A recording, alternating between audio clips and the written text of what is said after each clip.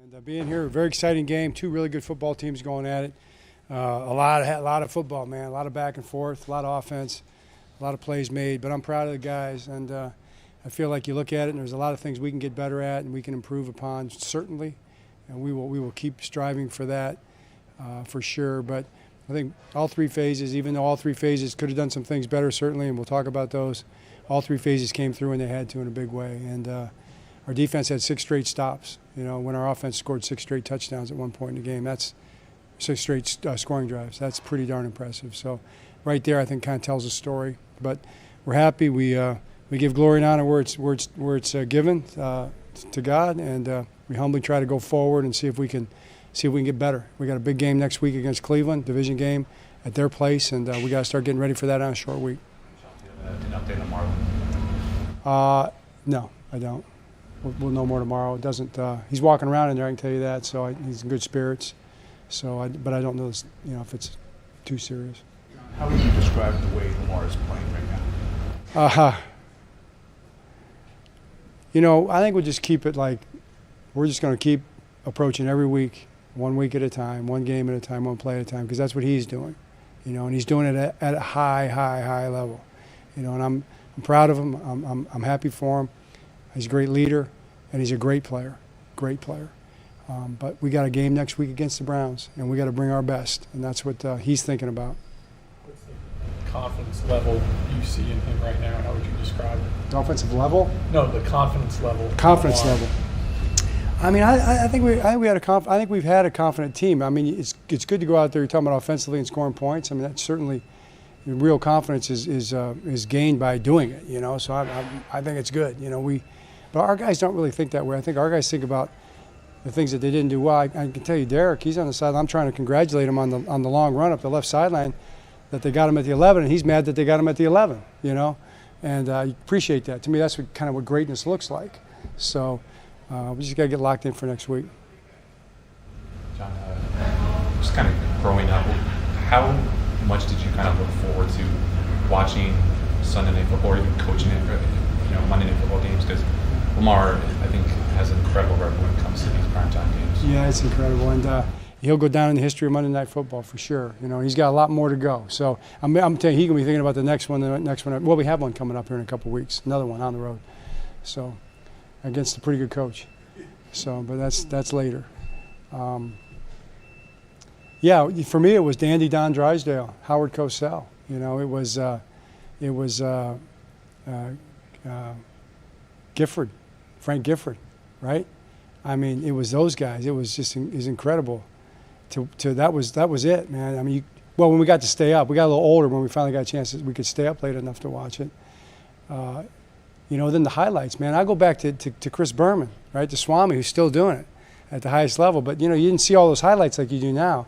So those highlights would come on. That was when you got a chance to see what the games look like, and he'd go through there and be making all the noises that he makes, and the only he can make. So it's cool to be in these games. It's an honor. You're grateful. I told the guys, man, it was going to be an honor to take the field on Monday Night Football, in Tampa Bay against a great Tampa Bay Buck football team on Monday night.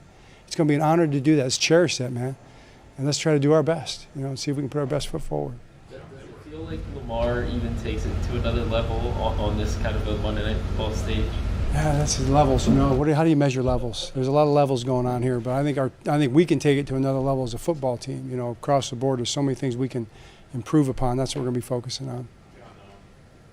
They were very aggressive early, getting upfield, blitzing a lot early. What do you feel like you guys did offensively to sort of turn the tide there when you got into that stretch where you scored on pretty much all the 6 straight? Well, I think we just made some plays on on long yardage. Get back on track and second down. Some of the screen plays, some of the runs that pop. Lamar made plays, a couple throws here and there, but we overcame penalties. We overcame things set us behind. We overcame the score. We just made plays. We made a lot of plays, and I want to work on all the other things that are setting us back and see if we can keep building on the things that are moving us forward. But I thought they overcame throughout the course of the game. That's probably the story of the game. We've seen Rashod make plays on on short throws, intermediate throws. Tonight he gets like a 50-yard bomb. Yeah. Just what does it mean for, his development, how much more difficult it becomes when he is able to hit all 3 levels? It's big. It's huge. I mean, for him to, you knew it was coming. and we've all been talking about it. You could see it coming in practice and even in games, and with our route running and everything. But you wanted to see it happen, you know. And it's been he's even getting more production every week. But to see that kind of a game, you know, and to see that long bomb, you know, and Lamar, how far did he throw it, you know, on a rope? But and Bate to make the play and run a route to get open like that. Yeah, that's very gratifying. How would you grade Lamar as the lead blocker? He told me, and I probably, you know, we do something called the brown shirt, right? And the brown shirt, we say every time we give it out after a win, it's our most prestigious award. And the brown shirt award is a nod to the Navy SEALs, because when you get through BUDS training and you become a SEAL, you get a brown shirt. That's my understanding. And Steve Claggett is a former Navy SEAL. He's on our staff, and he took me through the history of that just a little bit. But we've been doing the brown shirt for about 13, 14 years, long time. And it goes to the guy that does the dirty work. It goes to the guy that does the hard stuff. So based on that block right there, I think Lamar might get his first brown shirt this week. John, you mentioned things that you want to work on. I've seen a couple times where teams have, you know, been down and they come back, and look, it's obviously an explosive offense and so forth. But what are those areas you think that you'd like to sort of see cleaned up? I mean, it's just the big pass plays. You know, I mean, there's too many big pass plays. They hit screens on us more than they should have. We didn't play the screens well. It's a very good screen team, and just too many big pass plays. They've been making them all year, but you know, those are, you know, the Tampa, the route they ran against cover 2 was a really well-designed route, and they caught us in the coverage they wanted us in. It was a beater for that coverage, and they executed it perfectly. It's a new route that we'll be working on. I give them credit on that one.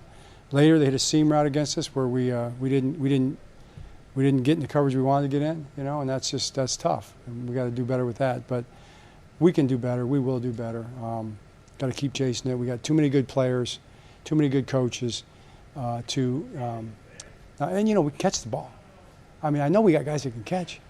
You know, we had 2 or 3 interceptions. Marlon got 2. How many could we have had? Right in our hands, you know. So you catch those things, you don't have to worry about 3 more plays that you have to defend, you know. So just, we can do it, and they'll do it. And once we start doing it, it's going to make it's going to be another turbo boost for our team. We'll do 2 more. John, going back to that lead block by Lamar, what's that say about his competitiveness? It's fourth quarter, you're up 16 at the time. Other guys might just let it go.